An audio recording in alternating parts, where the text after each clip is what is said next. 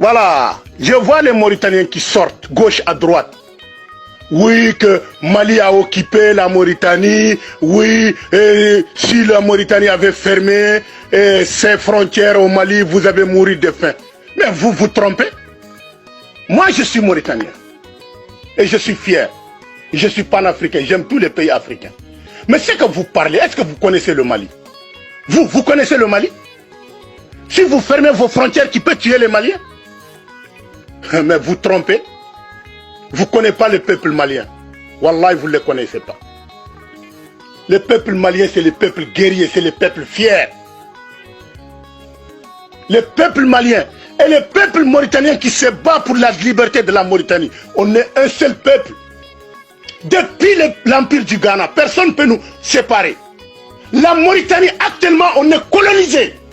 On est colonisé par un clan qui sont en train de provoquer le Mali. Regardez l'armée, ils sont comment? Ils ne sont pas tous les mêmes clans. Voilà, maintenant ils n'ont qu'à aller aux frontières.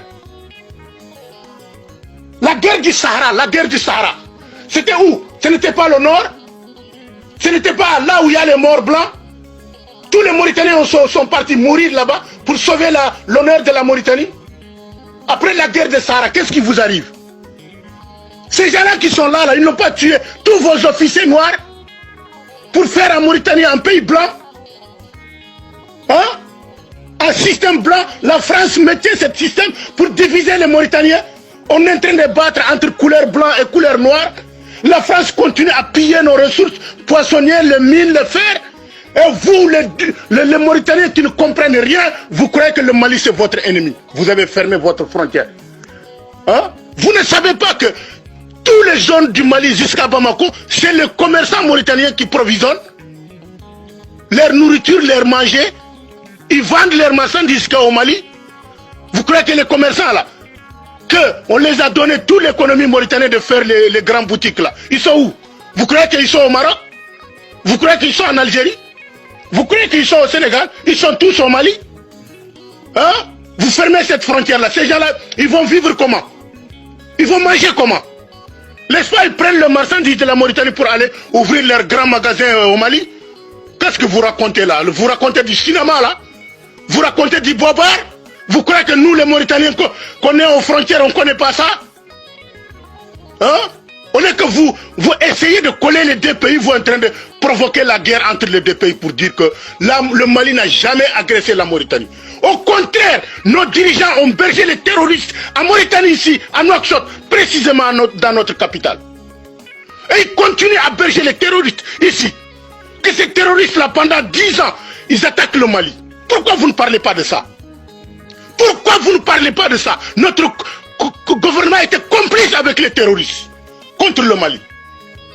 Et aujourd'hui, le Mali a trouvé une force pour défendre, pour libérer son territoire. Et il a trouvé des Mauritaniens qui sont 20 km, 26 km à l'intérieur du Mali.